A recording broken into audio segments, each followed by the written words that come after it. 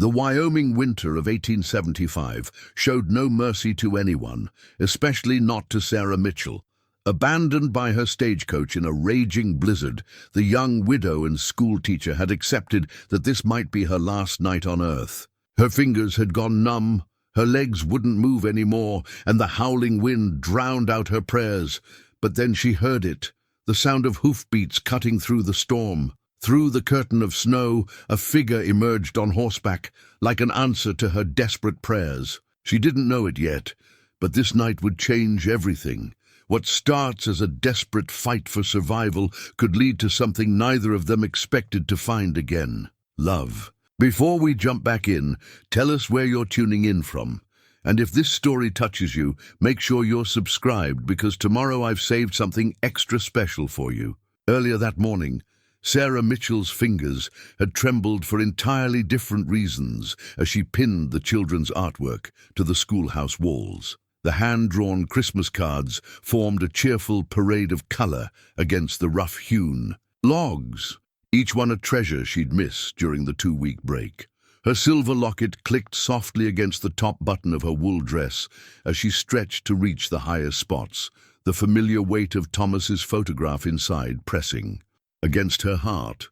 "Mrs. Mitchell," little Emma Cooper's voice quivered from the doorway, "do you really have to go visit your sister for Christmas?" Sarah turned to find all 12 of her students huddled in the entrance, their breath visible in the chilly morning air. She pressed her hands to her skirts, smoothing away the chalk dust and forcing a smile. "It's only for 2 weeks, dear ones. Miss Thompson will take good care of you until I return." But even as she spoke the words, something deep inside her chest tightened. 6 months a widow, and still every goodbye felt like echoes of that last morning with Thomas. He'd kissed her cheek, promised to be careful in the mine, and never came home. "We made you something special," announced Billy Thompson, the oldest student at 13. He nudged his younger sister forward. Mary clutched a carefully wrapped package to her chest, her eyes bright with anticipation. Sarah knelt to accept the gift, her throat tightening as she unwrapped a hand-bound book. Inside, each student had written a message and drawn a picture. On the first page, in Mary's careful script, "To the best teacher in Wyoming territory, please come back to us." The morning passed in a blur of arithmetic lessons and Christmas carols, but Sarah's attention kept drifting to the growing darkness outside. Heavy clouds pressed against the windows, and the wind had picked up considerably since dawn. Mr. Cooper, dropping off fresh firewood, had mentioned seeing weather signs that concerned him. "Storms coming in faster than expected," he'd warned, glancing at the sky. "You sure about taking that afternoon stage? Might be safer to wait until tomorrow." But Sarah had already paid for her ticket, and her sister Catherine was expecting her. After losing Thomas, Catherine had been her rock, writing letters filled with gentle encouragement and practical advice. This visit was long overdue. As she dismissed the children early, their worried faces tugged at her heart. They hugged her fiercely, one by one, until only Emma remained, clutching Sarah's skirts. "Promise you'll come back," the child whispered. Sarah touched her locket, thinking of all the promises life had already broken. But she forced brightness into her voice. "Of course I will. We still have to finish Little Women, don't we?" After they left, Sarah stood alone in the schoolhouse, listening to the wind's growing howl. She packed her carpet bag with trembling hands. A change of clothes, Thomas's letters, her journal, and the children's gift book. The stagecoach would arrive soon, and she needed to be ready. Just before leaving, she paused at Thomas's old desk in the corner. He'd built it himself when she'd first taken the teaching position, proudly carrying it to the schoolhouse on his broad shoulders. "Every proper teacher needs a proper desk," he declared, his eyes twinkling with love and pride. Sarah ran her fingers along the smooth wood, remembering. The drawer still stuck slightly, just as it had the day he made it. Inside lay the Christmas gift she'd never given him, a fine fountain pen engraved with his initials. She'd been so excited to surprise him with it. The first fat snowflakes began to fall as she locked the schoolhouse door. Sarah pulled her woolen shawl tighter and hurried toward the stagecoach stop, trying to ignore the way the wind cut through her layers. The streets were nearly deserted now, most folks having heeded the weather warnings and headed home early. Her mother's voice echoed in her memory. "Mitchell women are made of stern stuff." She'd said it often during Sarah's childhood in Vermont, usually while teaching her daughters to face hardship with grace. Sarah lifted her chin against the strengthening wind. She was a Mitchell woman twice over now, by birth and by marriage, and she would not let a little snow deter her.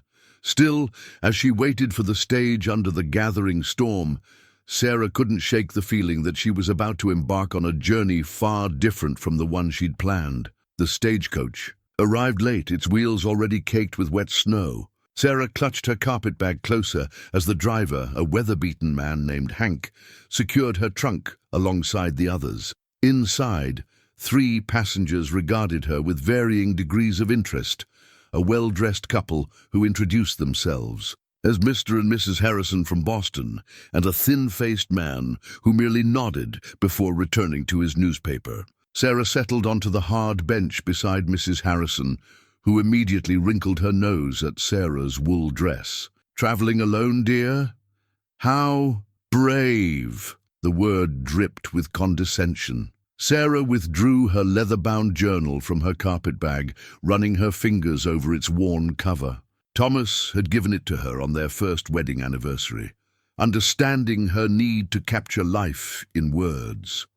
Now it held her private thoughts, her grief, her slow steps toward healing. She opened to a fresh page, hoping to lose herself in a writing rather than engage with her fellow passengers.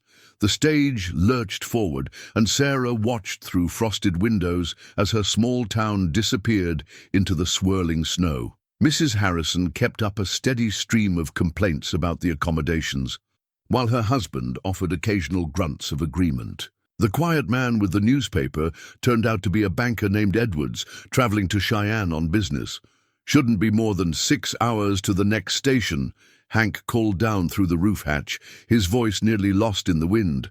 "Long as this weather holds." But the weather wasn't holding. Sarah could feel it in the increasing sway of the coach, in the way the horses' hooves struggled for purchase on the increasingly treacherous ground. The wind found every crack and seam in the coach's construction, sending icy fingers down there. "Next," she wrote in her journal, "the storm grows fiercer with each mile. I cannot help but think of Thomas's last day, how the weather had seemed perfectly fine that morning." Her pencil skidded across the page as the coach hit a particularly deep rut. "This is absolutely unacceptable," Mrs. Harrison declared, clutching her husband's arm. "George, surely the driver doesn't intend to continue in these conditions?" The coach lurched again, and Sarah's pencil went flying. Mr. Edwards caught it and handed it back without a word, but she noticed the concern etched in his features as he studied the worsening storm outside. Another hour passed in tense silence, broken only by Mrs. Harrison's increasingly shrill observations about their predicament. The snow was falling so heavily now that Sarah could barely see the team of horses through the front window. Her fingers, despite her woolen gloves, had grown numb with cold.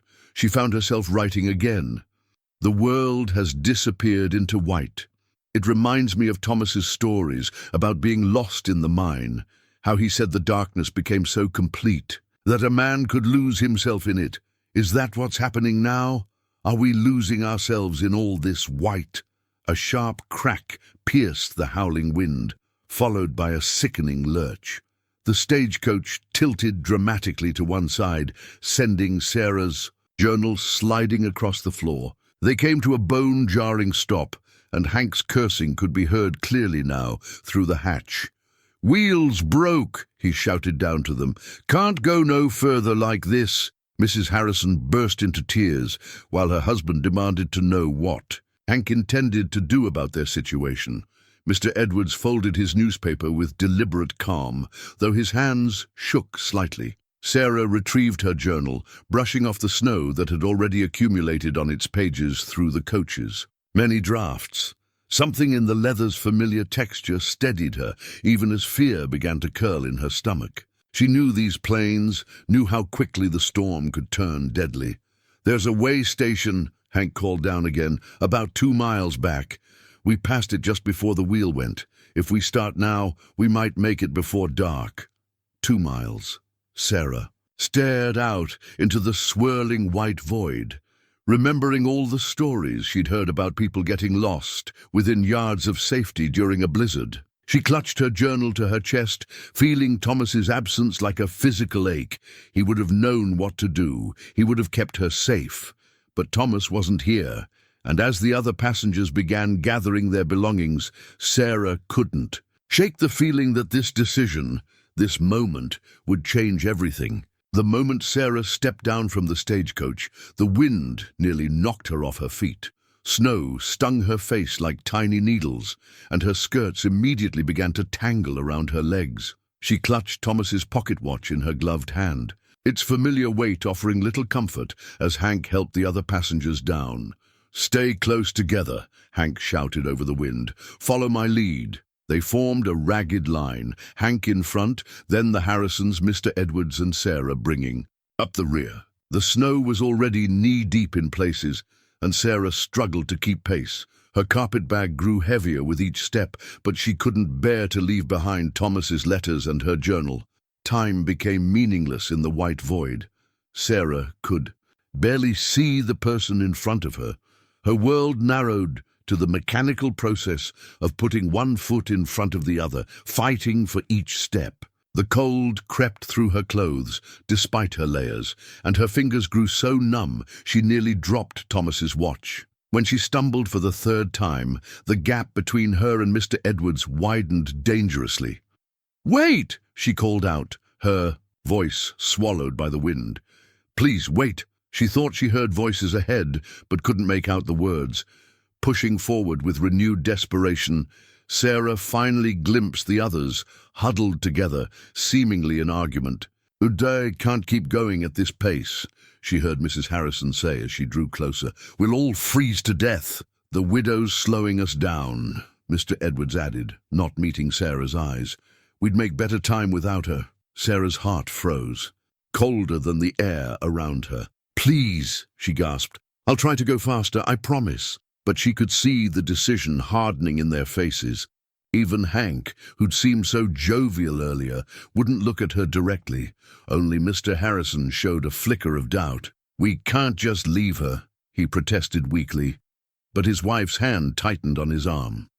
"Better one than all of us," Mrs. Harrison hissed. "She's young and strong. She can make it back to the coach and wait there." Sarah's fingers fumbled with Thomas's watch, trying to check the time, to ground herself in something real. The lid sprang open, and in that moment a fierce gust of wind tore it from her grasp. She lunged for it, but the watch disappeared into the swirling snow. When she looked up again, the others were already moving away, their forms growing indistinct in the white darkness. "Wait!" she screamed, her voice breaking. "Please don't leave me." But they didn't turn back. Sarah watched in horror as they vanished completely, taking with them any hope of survival. Her legs gave out, and she sank to her knees in the snow, the cold immediately biting through her skirts. The pocket watch was gone. Thomas's watch, the one he'd carried into the mine every day, the one that had stopped at the moment of the cave-in. She'd wound it every morning since his death, carrying it close as a way to keep part of him with her. Now it was lost, just like everything else. Reality began to set in. She couldn't stay here. The coach was somewhere behind her, but in which direction? Everything looked the same in the blinding snow. If she chose wrong, she would only wander farther from safety. Sarah forced herself to stand, though her legs shook with cold and exhaustion. The wind had grown even fiercer, if that was possible, cutting through her clothes as if they were made of paper. Her fingers had gone from painful to frighteningly numb. "Mitchell women are made of stern stuff," she whispered her mother's words through chattering teeth. But even Mitchell women couldn't survive long in this cold. Already, a dangerous drowsiness was creeping over her, making her thoughts slow and thick. She thought of her students, of their tearful goodbyes that morning. Had it only been that morning, it felt like a lifetime ago. The Christmas cards they'd made her were in her carpet bag, along with Thomas's letters and her journal. Soon, they would be buried in the snow, along with her body. Sarah took one stumbling step, then another, though she had no idea if she was heading towards safety or deeper into the wilderness. The wind howled around her like a wild thing, and darkness was beginning to gather at the edges of the white void. "Thomas," she whispered, "I'm sorry. I tried to be strong, but I'm so tired." That's when she heard it, so faint, she thought. She might be dreaming, the sound of hoofbeats cutting through the storm. At first, Sarah thought she was hallucinating. The hoofbeats seemed to come from everywhere and nowhere, echoing strangely in the snow-muffled air. But then a dark shape emerged from the white void, a horse and rider moving with deliberate care through the deep snow. She tried to call out, but her voice came as barely a whisper. The cold had settled deep in her chest, and even breathing had become difficult. The figure was going to pass her by, just yards away, never knowing she was there. With the last of her strength, Sarah reached into her carpet bag and pulled out her red wool shawl. Her frozen fingers could barely grip the fabric, but she managed to wave it weakly above her head. The horse stopped. The rider turned his head, and for a moment Sarah feared he too would abandon her to the storm. Then the horse changed direction, picking its way carefully toward her. "Ma'am?" The voice was deep, concerned. A man's face appeared above her, shadowed by a snow-crusted hat brim. "Good Lord, what are you doing out here alone?" Sarah tried to explain, but her words slurred together. The man dismounted in one fluid motion, and she got her first clear look at him. He was tall, with a weathered face that spoke of long days in the sun, but it was his eyes that caught her attention, dark blue and intent, taking in her condition with quiet competence. "I'm James Crawford," he said, already shrugging out of his heavy coat. "And you're half frozen." He wrapped the coat around her, and Sarah nearly wept at the immediate warmth. It smelled of leather, horses, and wood smoke, practical things. Surviving things. He reached into his saddlebag and pulled out a worn leather flask. "Whiskey," he explained, holding it to her lips. "Just a sip, to warm you from inside." The liquid burned down her throat, bringing with it a flush of artificial heat. Her thoughts began to clear slightly, enough to feel embarrassed at her situation. "Sarah Mitchell," she managed. "The stagecoach. They left me." Something hardened in James's expression. "They left you? In this?" He glanced at the sky, though there was nothing to see but swirling white. "We can discuss that later. Right now, we need to get you somewhere warm." He gathered up her carpetbag, securing it to his saddle. Then he turned back to her, his manner gentle, but brooking no argument. "I'm going to lift you onto my horse. Think you can stay in the saddle if I hold you?" Sarah nodded, though she wasn't sure of anything anymore. His hands were strong and sure as he lifted her, settling her sideways on the horse before mounting behind her. One arm wrapped securely around her waist, while the other held the reins. "My cabin's about 2 miles from here," he said, his voice close to her ear. "Just lean back against me and try to stay awake. Talk to me if you can." The horse moved forward, and Sarah found herself cradled in unexpected safety. James's body, heat seeped through his coat, warming her back, while his arm kept her steady. She tried to focus on the things he'd asked her to tell him, that she was a teacher, heading to her sister's for Christmas, that she'd been recently widowed. "Married?" she asked in return, desperate to keep her mind working. "No, ma'am." There was something in his tone she couldn't quite read. "Just me and my horse out here." The wind was picking up again, but James seemed to know exactly where he was going. His saddlebag knocked against the horse's flank with each step, and Sarah caught glimpses of strange tools and unfamiliar items through its partially open flap. "Almost there," he said after what seemed like hours. "Stay with me, Sarah. That's my cabin just ahead." She peered through the snow and saw a faint yellow glow, lamplight through a window. The sight of it brought tears to her eyes, though they froze almost immediately on her cheeks. "Thank you," she whispered, her voice breaking. "I thought I was going to die out there." His arm tightened slightly around her waist. "Not on my watch, Mum. Not on my watch." As they approached the cabin, Sarah felt consciousness starting to slip away despite her best efforts. The last thing she remembered was James's voice, steady and reassuring in her ear, promising that she was safe now. Then darkness took her and she knew nothing more. Sarah drifted back to consciousness gradually, aware first of warmth, then of unfamiliar smells, wood smoke, coffee, and something else she couldn't quite identify. She was lying on something soft, wrapped in heavy blankets, with a crackling fire nearby. For a moment she thought she was back home, that Thomas would be sitting in his favorite chair when she opened her eyes. But when she did open them, she found herself in a stranger's cabin, the events of the day rushing back with stark clarity. James Crawford stood at a pot-bellied stove, his back to her as he stirred something that smelled wonderfully of herbs and meat. A small movement caught her eye. A wooden horse on a nearby shelf, caught in an eternal gallop. It was beautifully carved, each muscle and sinew detailed with obvious care. Other carvings surrounded it, birds in flight, leaping deer, even a delicate mountain flower. "You're an artist," she said, her voice rough from the cold.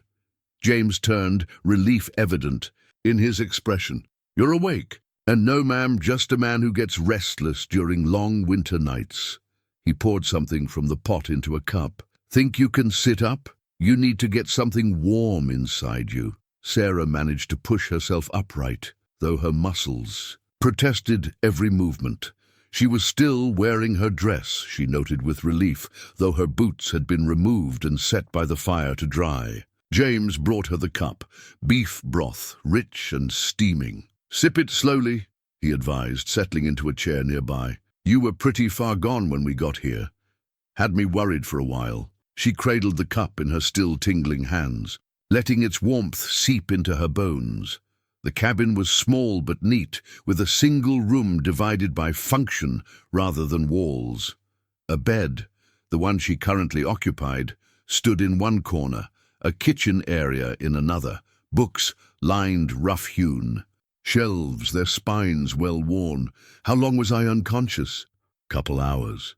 James got up to add wood to the fire. "Storm's still going strong out there. You'll have to stay put till it passes."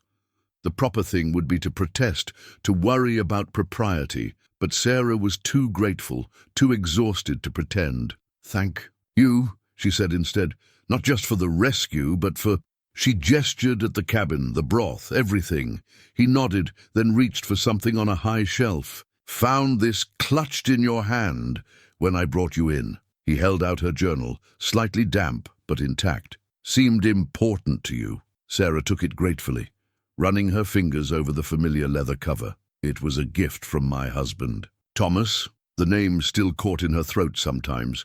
"He died 6 months ago in a mining accident." James was quiet for a moment, his expression thoughtful as he studied the fire. "Lost my wife and daughter to fever 8 years back," he said finally. "That's when I came out here, learned to live with the quiet." The admission hung in the air between them, a shared understanding of grief's weight. Sarah sipped her broth, watching as James moved around the cabin with the ease of long habit. There was a grace to him that belied his size, a gentleness in the way he handled everything from cups to kindling. "The carvings," she said, nodding toward the shelf. "They're beautiful. Would you tell me about them?" Something in his face softened. He picked up the wooden horse, turning it in his hands. "This was the first one. Made it the winter after they passed.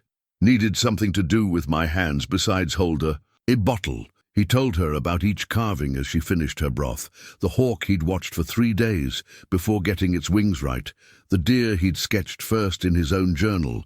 The flower that grew only on the highest mountain slopes. His voice was low and comfortable, filling the cabin with stories as the storm raged outside. Sarah felt her eyelids growing heavy again, but she fought to stay awake. There was something healing in this moment, in the simple act of sharing stories with another soul who understood loss. The firelight caught the edges of James's profile, softening the weathered lines of his face, and she found herself wondering what other stories he held inside. "Rest," he said, noticing her struggle. "You're safe here, Sarah. Tomorrow's soon enough for more stories." As she drifted off again, Sarah's last conscious thought was that for the first time in 6 months, she felt truly warm. Sarah woke to the smell of coffee and the soft sound of wood being worked. The fire had died down to glowing embers, but the cabin remained comfortably warm. James sat in a chair by the hearth, a small knife moving steadily over a piece of wood in his hands. A military medal gleamed dully on the table beside him, catching occasional glints of firelight.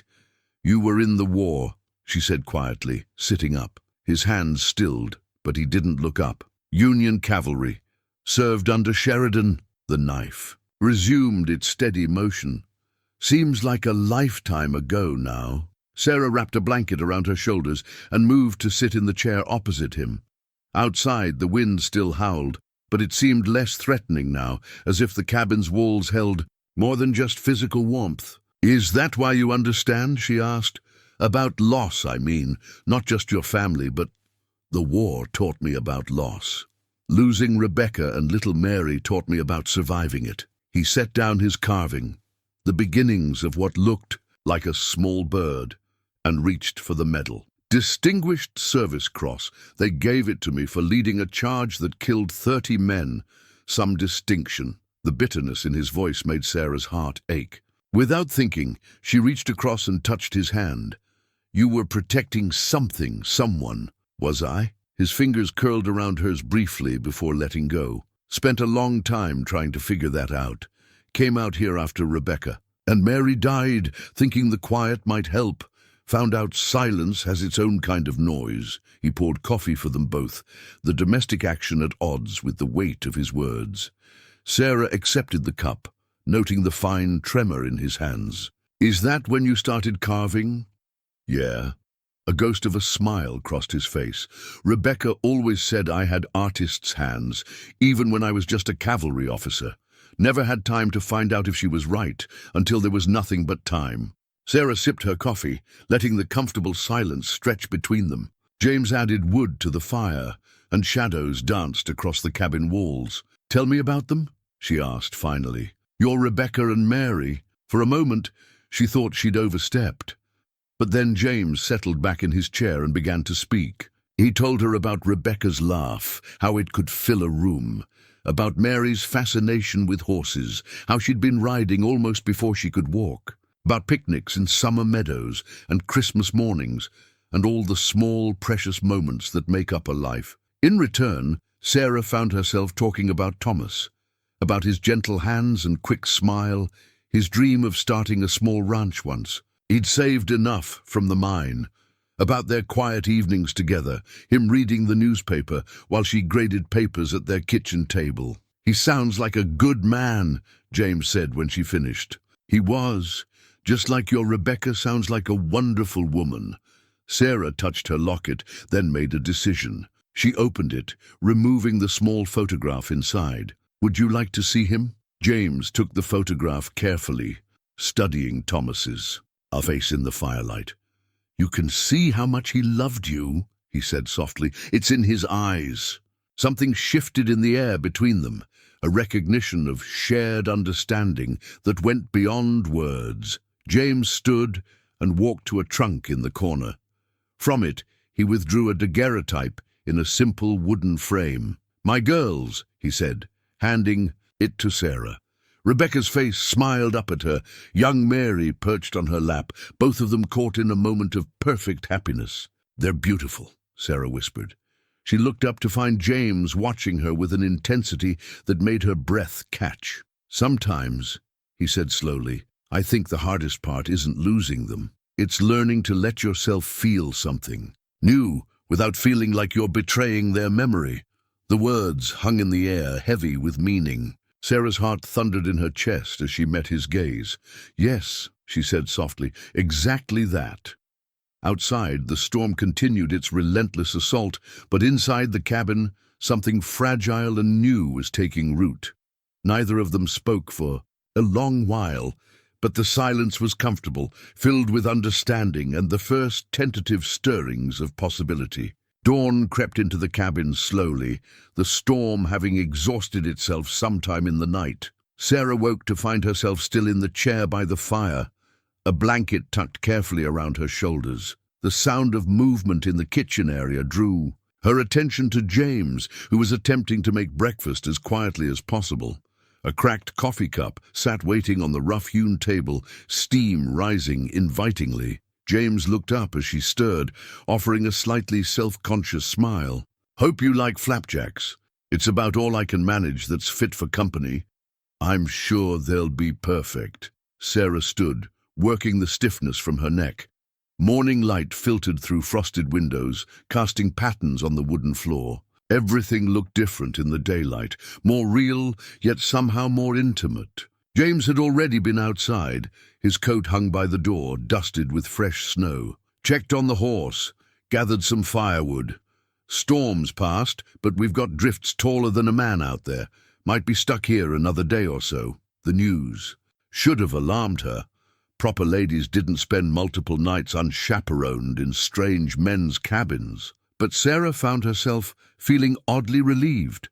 She wasn't ready to face the world outside, not yet. "I should help with breakfast," she offered, moving toward the kitchen area. Their hands brushed as she reached for a plate, and both pulled back quickly like startled deer. "Sorry," James mumbled, then seemed to catch himself. Not sorry, just..." He ran a hand through his hair, making it stand up in endearing disarray. "Been a while since I shared breakfast with anyone." Sarah felt warmth creep into her cheeks. "Me too." She busied herself with setting the table, using the simple task to steady her nerves. The familiarity of domestic routine helped, even if everything else about the situation was unprecedented. They worked around each other in the small space, establishing an unexpectedly comfortable rhythm. James managed not to burn the flapjacks, though one or two emerged from the pan in questionable shapes. Sarah found preserves in a cupboard and set them out alongside butter she'd helped him churn from cream he'd stored in the cold room under the cabin. "It's not exactly what you're used to," he apologized, setting down the last plate. "It's wonderful," she assured him, and meant it. The coffee was strong and hot, the flapjacks were filling, and the morning sun made everything glow with possibility. They ate in comfortable silence for a while, broken only by the occasional crackle from the fire. Sarah found herself studying James when he wasn't looking, the way his hands dwarfed the coffee cup, the slight furrow in his brow as he concentrated on his food, the way the morning light softened his weathered features. "You're staring," he said quietly without looking up. "I'm observing," she corrected, feeling heat rise in her cheeks again. The teacher in me, I suppose, always studying things. Now he did look up, a glimmer of amusement in his eyes. "And what are you learning, Mrs. Mitchell?" The formal address struck her oddly. "Sarah," she said, "please, after last night's conversations, I think we're past formalities." Something softened in his expression. "Sarah, then." He stood to clear the plates, then paused. "You never did answer my question. What are you learning?" She helped him carry the dishes to the wash basin, considering her answer. "I'm learning that sometimes the most unexpected situations can feel right, even when they shouldn't." Their hands met in the water as they both reached for the same plate. This time, neither pulled away immediately. Water dripped from their fingers, marking time in the silence that followed. "I know what you mean," James said finally, his voice rough with emotion. "I keep thinking I should be more concerned about propriety, about what people might think. But, he turned to face her, water droplets sliding down his forearms. "But all I can think about is how right it feels to have you here, in my home, sharing my morning." The honesty in his voice made Sarah's heart skip. She looked down at their hands, still touching beneath the water's surface. "I feel it too," she whispered, "and it terrifies me." "Why?" Because I'm not sure I'm ready to feel anything this significant again. James nodded slowly, understanding in his eyes. We don't have to name it, he said gently. We don't have to do anything but share this morning and maybe see what the day brings. Sarah smiled, grateful for his patience, his understanding. I'd like that, she said, and turned back to the dishes, their shoulders touching as they worked, together in the growing morning light. After breakfast, Sarah found herself drawn to James's bookshelf while he went to tend to his horse. The collection surprised her, not just practical guides and almanacs, but poetry, philosophy, and classical literature. Her fingers traced the spine of a well-worn copy of Whitman's Leaves of Grass, then stopped at a bundle of letters tied with faded blue ribbon. She quickly stepped back, not wanting to pry, but James's voice behind her made her jump. You can look at them if you'd like. He'd returned quietly, snow melting from his boots by the door. They're from my time teaching at West Point. You were a teacher? Sarah turned, surprised. For 3 years after the war. He moved to the shelf and carefully untied the ribbon, selecting one letter. Taught military strategy and mathematics. It wasn't quite the same as your schoolhouse, but you understand the joy of watching someone learn, she finished for him, accepting the letter he offered. The page was filled with elegant mathematical proofs and detailed battle formations, annotated in James's steady hand. He watched her read, a hint of vulnerability in his expression. It was a good time before Rebecca and Mary got sick. I had plans to stay on, maybe work my way up to department head. What happened? After I lost them, the classroom felt too confined. Too many memories of telling Mary about my students, of Rebecca helping me grade papers in the evenings. He took the letter back, handling it with careful reverence. Needed open spaces and simple work to heal. Sarah thought about her own classroom, how teaching had been both burden and salvation after Thomas's death. But you still read, still learn. Mine gets restless same as Hans. He smiled slightly. Besides, good books are like good friends. They don't judge your silence. Moving to his desk, James opened a drawer and withdrew a leather portfolio. Inside were sketches, landscapes, animals, and detailed mathematical diagrams sharing space with poetry written in his precise hand. I never would have guessed, Sarah said softly. A cavalry officer who quotes Whitman and solves equations for pleasure. Most don't look past the rough exterior. His voice held no bitterness, just quiet acceptance. Out here, it's easier to be all of who I am without explaining myself. Sarah studied a particularly beautiful sketch of a mountain. Sunrise. Is that why you stay? The freedom to be yourself? Partly.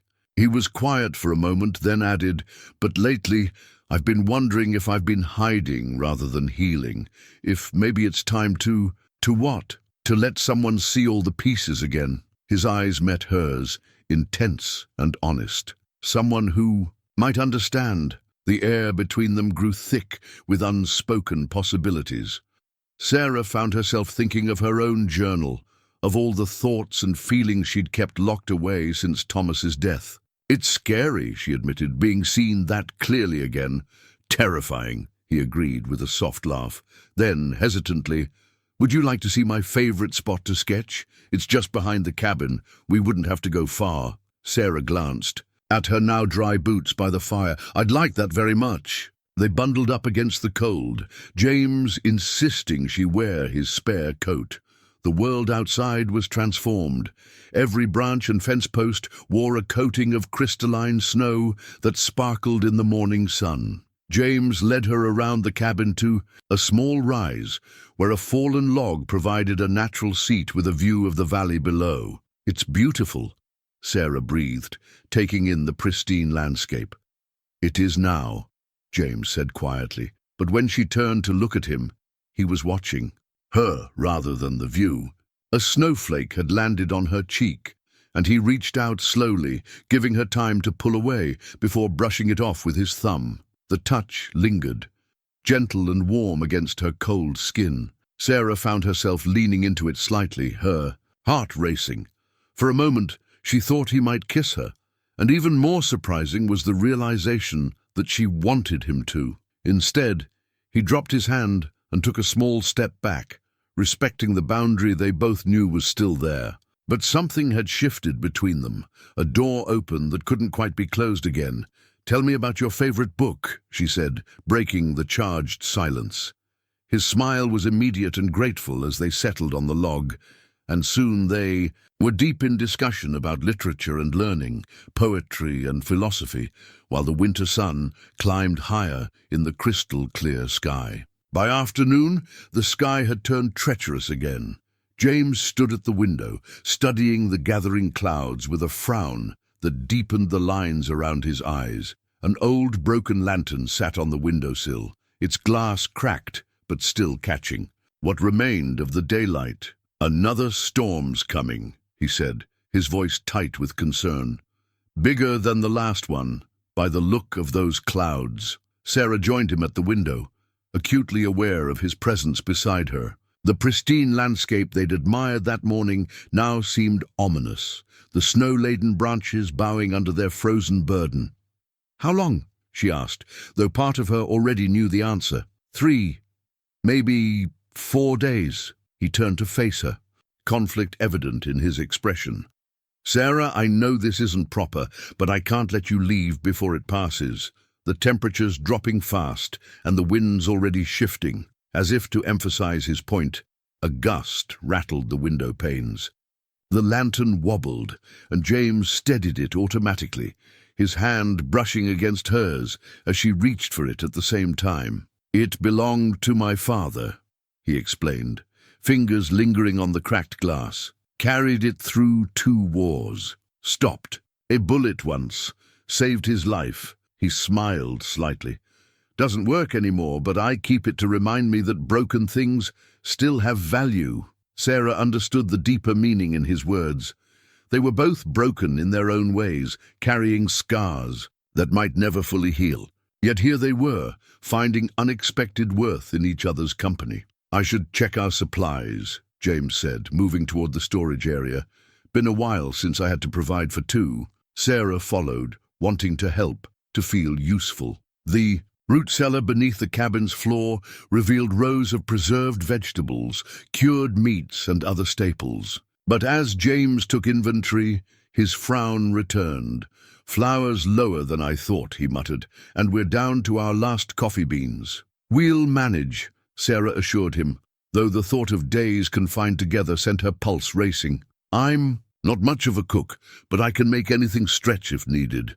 James paused in his counting, looking at her with an expression that made her breath catch. "You're something else, Sarah Mitchell. Most women would be fretting about their reputation. Right now, most women haven't been through what we have." She met his gaze steadily. "Somehow, propriety seems less important than survival. Is that all this is?" His voice was soft. "Survival?" Before she could answer, a violent gust of wind slammed against the cabin. They hurried upstairs to find snow already beginning to fall, thick flakes driving sideways past the windows. James immediately began preparing the cabin for the siege, bringing in extra firewood, checking the shutters, laying out emergency supplies. Sarah helped where she could, their movements around each other now practiced and familiar. As darkness fell, the storm's fury increased. They sat before the fire, sharing a simple supper of beans and cornbread, listening to the winds howl. The lantern sat between them on the table, its broken glass throwing strange shadows on the walls. "I should be terrified," Sarah said quietly. "Trapped in a remote cabin with a man I barely know, days away from any help. But instead, I feel safe," James suggested when she trailed off. "Yes, safe. And something else I'm not ready to name." He nodded, understanding in his eyes. "We don't have to name it." "But Sarah," he hesitated, then continued, "whatever this is, these days together, I want you to know it means something." "You mean something." The fire crackled, sending sparks up the chimney. Outside the storm raged, but inside the cabin, time seemed to slow. Sarah looked at James across the broken lantern, at the way the firelight softened his features, at the gentleness in his weathered hands as he broke off a piece of cornbread. "I know," she whispered. I feel it too. The admission hung between them, as delicate and dangerous as the storm clouds gathering overhead. They sat in companionable silence as the evening deepened, each lost in thought while the wind sang its wild song around the cabin's walls. The next morning brought no relief from the storm. If anything, it had intensified, forcing them into the intimate confines of the cabin's central room. Sarah woke to find James had slept in his chair by the fire, a patchwork quilt drawn up to his chest, his face softened in sleep. She watched him for a moment, struck by how vulnerable he looked. The hardened cavalry officer, the solitary rancher, all those layers stripped away by sleep, leaving just the man. A lock of hair had fallen across his forehead, and her fingers itched to brush it back. The floor creaked beneath her feet as she rose, and James's eyes opened instantly, alert despite his peaceful appearance moments before. "Good morning," he said, voice rough with sleep. "Hope I didn't snore." "Like a gentleman," she assured him with a small smile. They moved around each other in the morning routine they'd established, sharing the wash basin, preparing coffee, their domestic dance made closer by the storm's confinement. The quilt lay forgotten on James's chair until Sarah picked it up to fold.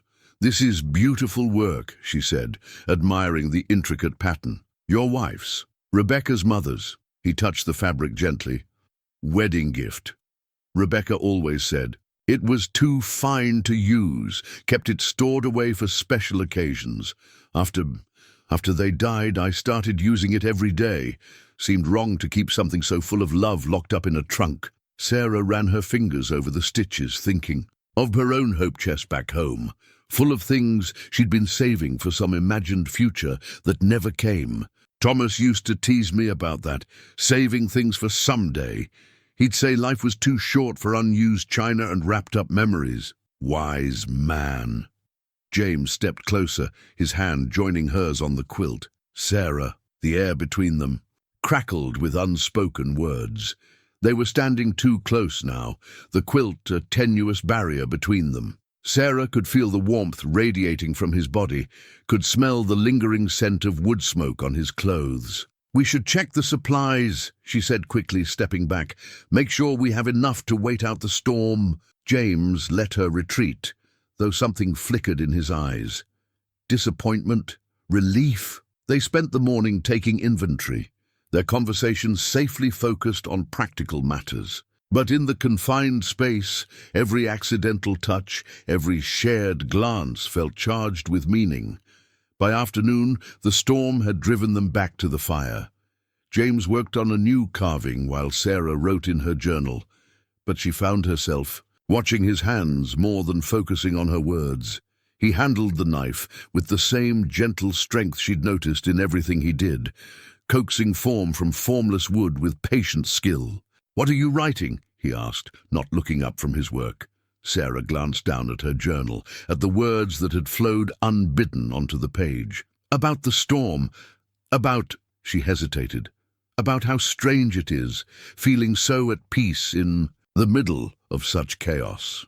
Now he did look up, his eyes meeting hers across the space between their chairs. "Nothing strange about finding shelter in a storm, Sarah. We both know I'm not just talking about the weather." The knife stilled in his hands. A piece of wood shaving fell to the floor, curling like a question mark at his feet. "No," he said softly. "I suppose you're not." Sarah closed her journal, her heart thundering in her chest. "James, I don't know how to do this, how to feel this way again without feeling like I'm betraying Thomas's memory. You think I don't wonder the same thing?" He set aside his carving, leaning forward in his chair. "Every time I look at you, every time I think about what's growing between us, I hear Rebecca's laugh in my head. But then I remember something she told me once when we were talking about her mother's death. She said the heart doesn't have a limited supply of love. It grows to hold what it needs to hold." A log shifted in the fire, sending sparks dancing between them. Sarah found herself moving to the edge of her chair, drawn by the quiet conviction in his voice. "And what does your heart need to hold, James Crawford?" "Hope," he whispered. "For the first time in 8 years, it needs to hold hope. The sound jolted them both, a desperate, pained whinny cutting through the storm's howl. James was on his feet instantly, reaching for his coat. "That's thunder! Something's wrong!" Sarah grabbed her own coat before he could protest. "I'm coming with you." Their eyes met briefly, understanding passing between them. His horse was more than just an animal to him, it was family. The bitter cold hit them like a physical blow as they stepped outside. The snow was nearly waist-deep, and James broke trail toward the stable, Sarah following in his footsteps. Her wedding ring, which had always fit perfectly, felt suddenly tight in the cold. They found Thunder thrashing in his stall, one leg caught in a broken floorboard. The horse's eyes rolled white with panic, and James approached him with quiet words, his voice steady despite the fear Sarah could see in his face. "Easy, boy, easy now." He reached for Thunder's halter, but the horse jerked away, nearly trampling him. "Sarah, I need your help. Talk to him while I try to free his leg." She moved forward without hesitation, placing herself near Thunder's head. The massive animal towered over her, but she kept her voice calm, drawing on years of experience with the horses her father had raised. "You're all right, beautiful boy," she crooned, slowly reaching for his nose. "We're here to help. That's it. Easy now." Thunder's panic began to ease under her gentle touch. James worked quickly but carefully, assessing the trapped leg. "Board splintered. Need to break it away without cutting him.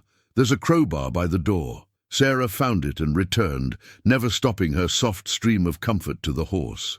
Together, they worked to free Thunder's leg, their movements coordinated as if they'd done this 100 times before. When the board finally gave way, Sarah's wedding ring caught on a splinter, pulling free from her finger. "Got him," James announced, running his hands over Thunder's leg, checking for serious injury. "Just some scrapes, thank God. Sarah, you're bleeding." She looked down to find a small cut on her hand where the ring had torn free. More distressing was the sight of the ring itself, lying half buried in the straw and snow. James spotted it too and retrieved it carefully. "Here," he said, holding it out to her. Their fingers brushed as she took it, and neither pulled away immediately. Thunder nickered softly beside them, as if sensing the charged moment. "It's always felt like a part of me," Sarah said, looking at the ring in her palm. "But just now, when we were helping Thunder, I didn't even notice it was gone until after." James's hand was still touching hers, warm despite the stable's chill. "What are you saying, Sarah?" "I'm saying," she took a deep breath, watching it cloud in the cold air. "I'm saying that maybe some things need to be let go before we can hold something new." Thunder chose that moment to stamp his injured leg, bringing them back to the present crisis. They cleaned and bandaged his wounds, working together with the same unspoken understanding they'd shown during the rescue. Only when they were sure he was comfortable did they allow themselves to feel the cold and exhaustion. Back in the cabin, James built up the fire while Sarah found clean cloths to bandage her hand. He knelt beside her chair as she worked, gently taking over when she struggled with the bandage. "You were amazing out there," he said, his fingers lingering on her wrist. "Most city women would have panicked. I'm not most women." She watched him tie off the bandage with careful precision. "No," he agreed softly, "you're not." His hand moved to cup her cheek, and this time neither of them pulled away. "Sarah." Her heart thundered in her chest as she leaned into his touch. The ring lay on the table beside them, no longer on her finger for the first time in 7 years. Everything felt poised on a knife's edge, the storm outside, the warmth within, the way James looked at her as if she were something precious and new. "James," she whispered. And then his lips were on hers, gentle at first, then with growing certainty. She melted into the kiss, into the strength of him, into the rightness of this moment they'd been moving toward since he first found her in the storm. When they finally parted, both slightly breathless, Sarah saw her own wonder reflected in James's eyes. Outside, the wind sang through the trees, but here in this space they'd created, everything was still, peaceful and full of possibility. Evening settled over the cabin like a gentle hand, bringing with it a different kind of quiet. Sarah sat at James's desk, watching him tend the fire, everything familiar, yet somehow new. Her fingers traced the edge of a piece of sheet music she'd found earlier, yellowed with age, but clearly well-loved. It was Mary's, James said, noticing her interest. She was learning piano before. He cleared his throat. Rebecca used to play this for her every night before bed. What's the song? Beautiful Dreamer. Not very practical for a ranch, I suppose, but I've kept meaning to get a piano. Just never found the right time. Sarah looked at the notes on the page, remembering her own mother at their parlor piano. I could play it for you someday, she offered softly, if you'd like. The word someday hung between them, full of promise. James crossed to the desk, his hand coming to rest on her shoulder. I'd like that very much. She reached up to cover his hand with hers, and he drew her to her feet, pulling her gently into his arms. They stood like that for a long moment, swaying slightly to music only they could hear. Dance with me, he whispered against her hair. There's no music. I'll make some. And to her amazement, he began to hum Beautiful Dreamer, his deep voice carrying the melody with surprising sweetness. Sarah closed her eyes and let him guide her in a slow waltz around the cabin's main room. As they danced, memories swirled like snow in her mind. Thomas teaching her to waltz before their wedding, her students practicing their steps at the harvest social, her mother insisting that every proper lady should know how to dance. But these memories no longer brought pain, only a gentle acceptance that they were part of who she was, who she had become. James's humming faded, but they continued to move together, comfortable in the silence. When Sarah finally opened her eyes, she found him watching her with such tenderness that her heart seemed to skip. What are you thinking? She asked. That I never expected to feel this way again. His hand tightened slightly at her waist, that maybe we were both lost in that storm for a reason. She reached up to touch his face, tracing the line of his jaw. I'm not lost anymore. This time when they kissed, it was unhurried, deep with understanding and growing certainty. James's hands remained gentle on her waist, but Sarah could feel the restrained power in them, the careful way he held himself in check. When they parted, both slightly breathless, a log popped in the fire, sending sparks up the chimney. The sound broke the spell, reminding them of the practical world beyond their embrace. I should check on Thunder, James said reluctantly. Sarah nodded, stepping back, though her body protested the distance. I'll make us some tea. They moved around, each other in the cabin's small space, their domestic routine now charged with new awareness. Every accidental touch, every shared glance carried the weight of possibility. When James returned, bringing a blast of cold air with him, Sarah had the tea ready. They settled in their chairs by the fire, closer now than before, their knees almost touching. The storm's starting to ease, he said, accepting the cup she offered. Might be able to get you back to town in a day or two. Sarah heard the question in his voice, the uncertainty. James, she set down her tea and reached for his hand. When we do get back, when people talk, and they will talk, I know. His fingers interlaced with hers. I should care more about that, I suppose, about propriety and reputation.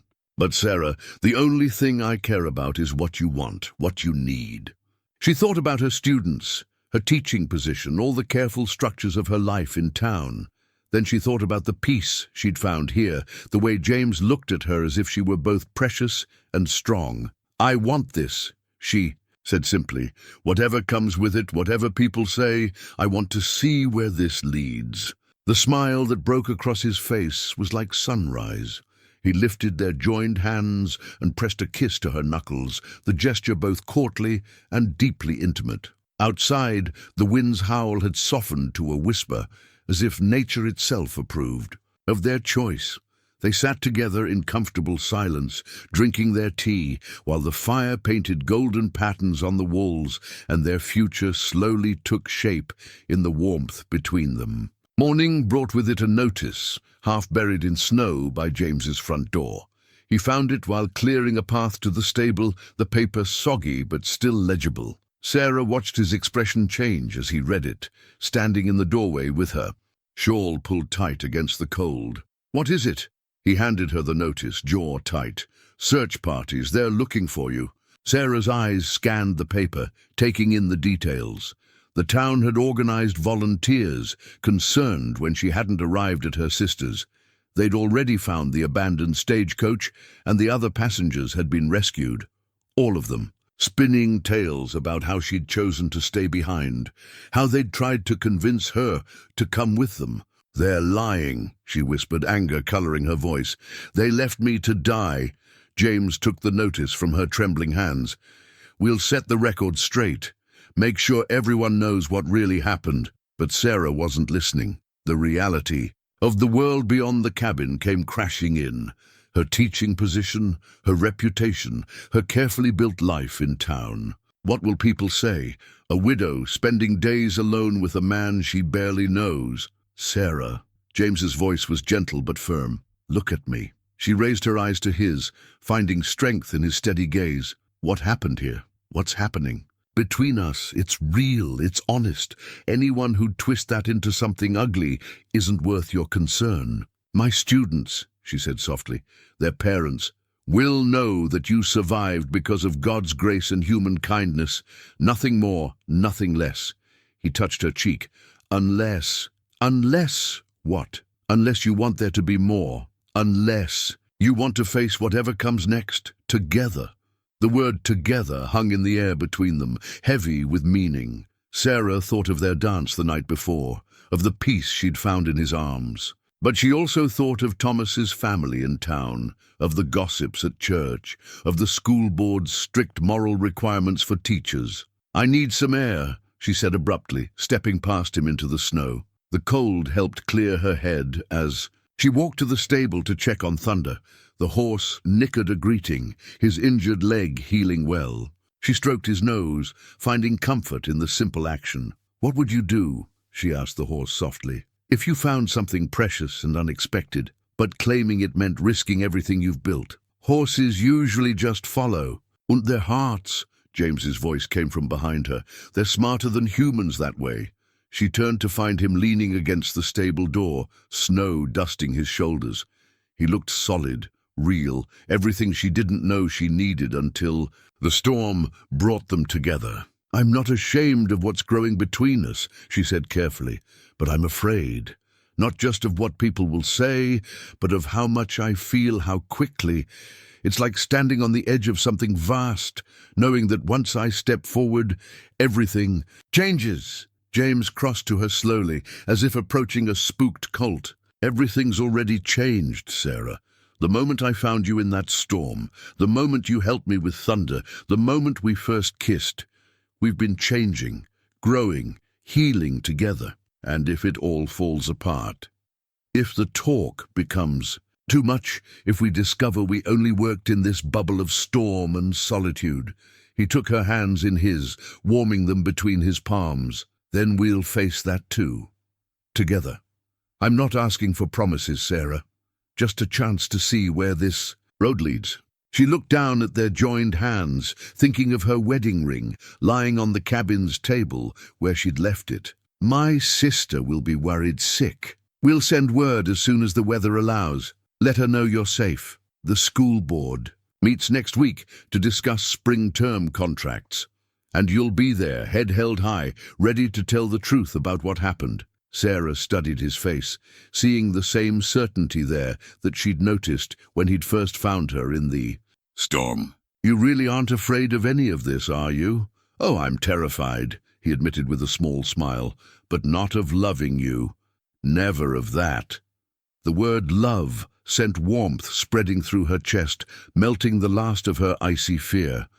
She stepped into his embrace, fitting against him as naturally as if they'd been doing this for years instead of days. "Together, then," she whispered against his chest. His arms tightened around her, and in the quiet of the stable, with Thunder as their only witness, they held each other and let the future unfold as it would, while helping James organize supplies for their eventual journey into town. Sarah discovered the photograph in an old trunk.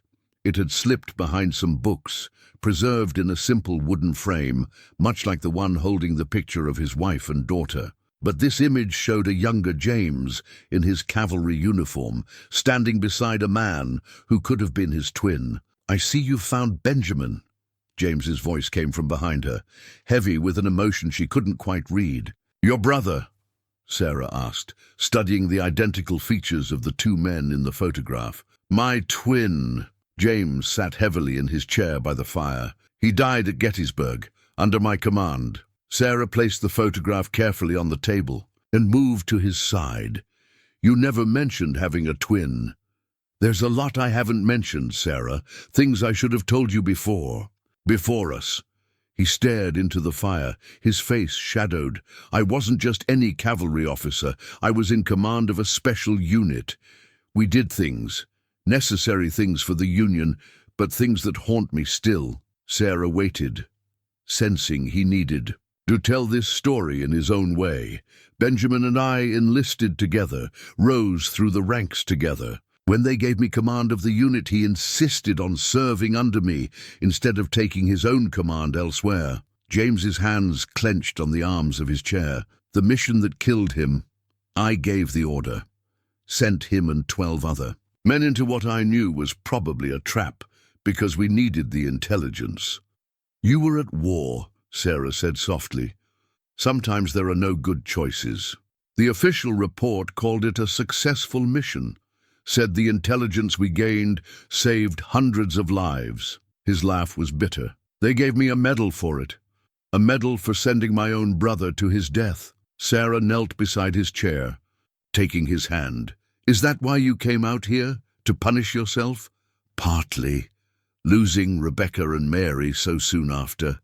It felt like judgment, like payment coming due for all the lives I'd taken or sacrificed." He turned to look at her, his eyes haunted. "You should know who I am, Sarah, what I've done, before you decide about us." She thought about Thomas, about how clean and simple his death had been, tragic but straightforward, a mining accident with no moral complexity. What James carried was different, heavier, layered with responsibility and choice. "Show me," she said. "Show you what?" "Everything.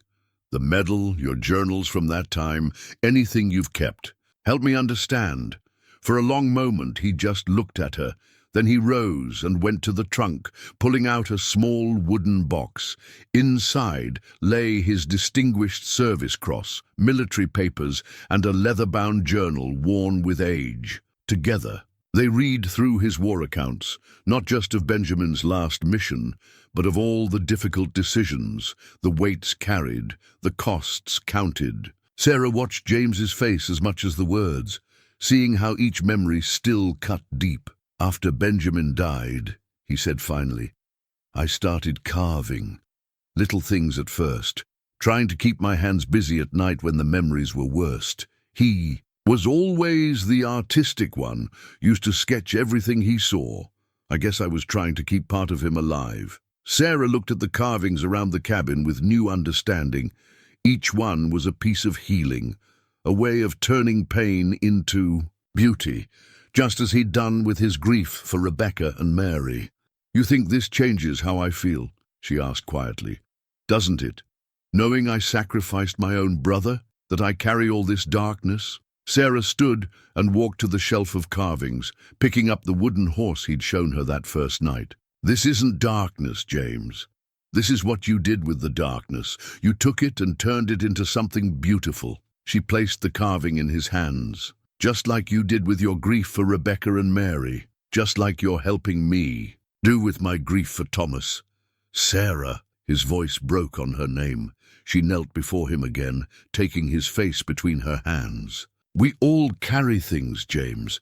What matters is what we do with them. And you take broken things and find the beauty in them.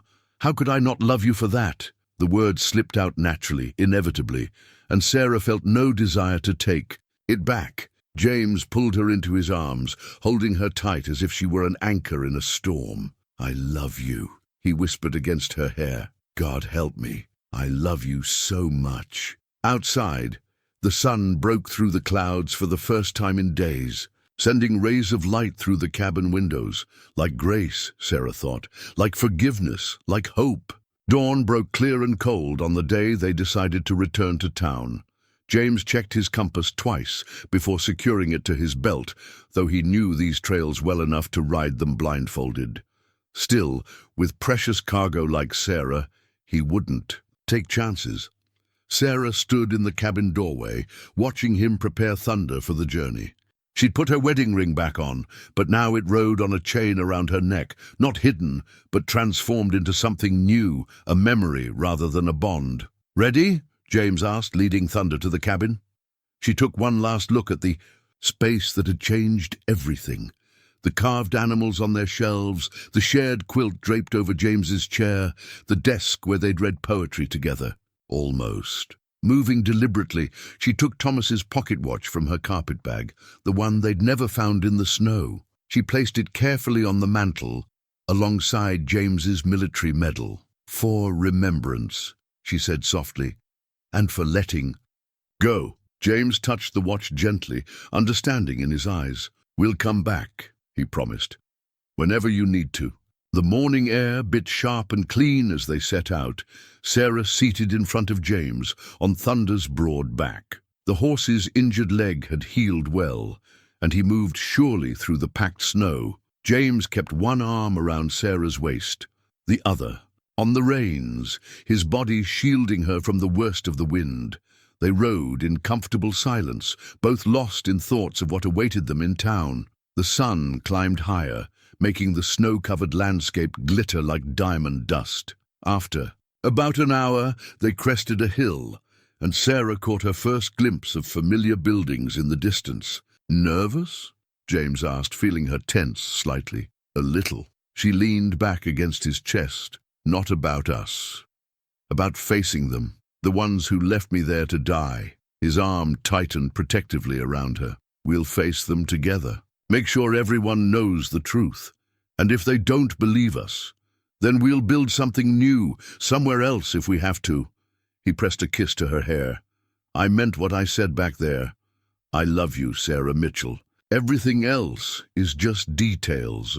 She smiled, covering his hand with hers. "James Crawford, I do believe you're a romantic under all that stoic exterior. Only for you, Mom. Only for you." They were about a mile from town when they heard hoofbeats approaching. James tensed, but it was only Billy Thompson, one of Sarah's older students, out checking fence lines for his father. The boy's eyes went wide at the sight of them. "Mrs. Mitchell, we've been searching everywhere. Pa's got half the town out looking. Still," and he broke off, finally registering how she was seated with James, the obvious intimacy of their position. Sarah straightened, teacher mode taking over naturally. "Billy, I need you to ride into town and let everyone know I'm safe. Can you do that?" "Yes, ma'am." He wheeled his horse around, then paused. "Mrs. Mitchell, those others from the stagecoach? They said you chose to stay behind, but Joey Cooper's pa said that didn't sound like you at all." "No," she said firmly. "It doesn't, and I'll be telling the whole truth of it soon enough." Billy nodded, looking relieved, then spurred his horse toward town. Sarah and James watched him go, knowing their quiet time together was about to end. "He'll tell everyone he saw us together," Sarah said. "Good." James's voice was steady. "Let them know right from the start. No hiding, no shame." They rode on, the town growing larger before them. Sarah could already imagine the reactions. The scandalmonger's whispers, the proper lady's disapproval, the school board's concerned frowns. But she could also imagine the possibilities. James's carvings selling in the general store, a piano in their home, students learning not just reading and arithmetic, but also about courage and second chances. "James, when you said we could build something new, did you mean that?" "Every word." She turned slightly in the saddle to see his face. "Good, because I have some ideas about teaching more than just schoolbook lessons. About building something that matters." The smile that spread across his face was like sunrise. "Tell me," he said. And she did, their quiet conversation carrying them the rest of the way toward whatever waited ahead. The town hall meeting hadn't been planned, But news of Sarah's return spread quickly enough that Mayor Jenkins called one. Anyway, the ledger where he recorded town meetings lay open on his desk as people filed in, their whispers filling the room like rustling leaves. Sarah sat in the front row, James beside her, his presence steady and grounding. She changed into a fresh dress at her house, but insisted on wearing his coat over it, a silent statement about where she stood. The Harrisons were there, along with Mr. Edwards, all three steadfastly avoiding her gaze. They'd cleaned up. Well after their own ordeal, Mrs. Harrison's fur-trimmed collar and her husband's polished boots, showing no sign of their time in the storm. "Order, please," Mayor Jenkins called, bringing the murmurs to a halt. "We're here to address the matter of the abandoned stagecoach and subsequent events." Sarah felt James tense beside her as Mrs. Harrison rose to speak first. "We've already given our account," she said, her voice brittle. "Mrs. Mitchell chose to remain with the coach. We urged her to come with us, but she insisted she'd rather wait for help.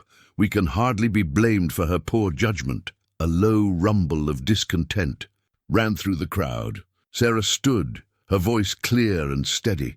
"That's a lie, and you know it." She moved to the front of the room, feeling the weight of every eye upon her. The town ledger sat open on the mayor's desk, and she placed her hand on it, as if drawing strength from the recorded history of her community. "I was not given a choice. They left me there, knowing I couldn't keep up, knowing what that meant in such weather. If James Crawford hadn't found me," she let the implication hang in the air. "Convenient, isn't it?" Mrs. Harrison sneered, "being rescued by a handsome stranger, spending days alone with him." "Mary," Mr. Harrison touched his wife's arm, looking uncomfortable. "Perhaps we should what, George? Accept this. This fiction? We all know what really happened here?" "Yes," came a new voice. "We do." Mr. Cooper, Emma's father, stood up. "We know Sarah Mitchell, know her character, her heart.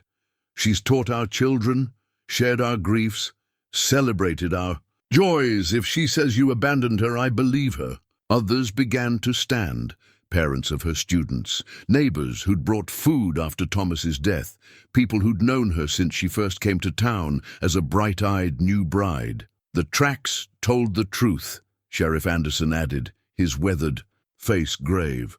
5 sets leading away from the coach, no discussion marks in the snow. They just walked away, leaving you to die. The mayor picked up his pen, dipped it in ink. "Let it be recorded that Mrs. Sarah Mitchell was abandoned without consent by her fellow passengers, who then attempted to conceal their actions through false testimony."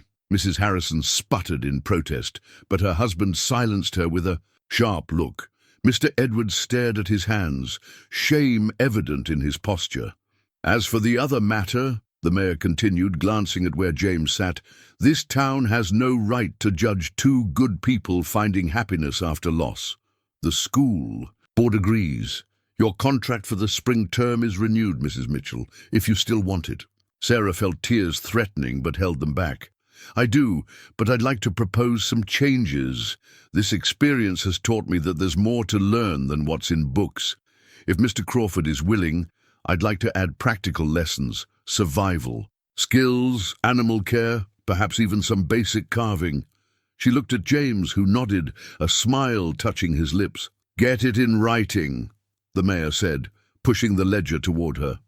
"Make it official." Sarah picked up the pen, feeling its weight, like destiny in her hand. As she wrote, she was aware of movement in the room, the Harrisons slipping out, other townspeople coming forward to welcome James, to express their relief at her safe return. When she finished, James was at her side. Together, they watched. The ink dry on the page, not just a teaching contract now, but a blueprint for something new, something they would build together. "Well," Mayor Jenkins said, closing the ledger with a satisfied thump, "I believe there's still time to get you to your sisters for what's left of Christmas, Mrs. Mitchell, unless you have other plans." Sarah looked up at James, seeing her future in his eyes. "Actually," she said, "I think I'm already exactly where I need to be." Spring came early that year, turning the snow-covered plains to carpets of wildflowers. Sarah sat at her desk in the schoolhouse, writing in a fresh journal while morning light streamed through the windows. The same light caught the gold band.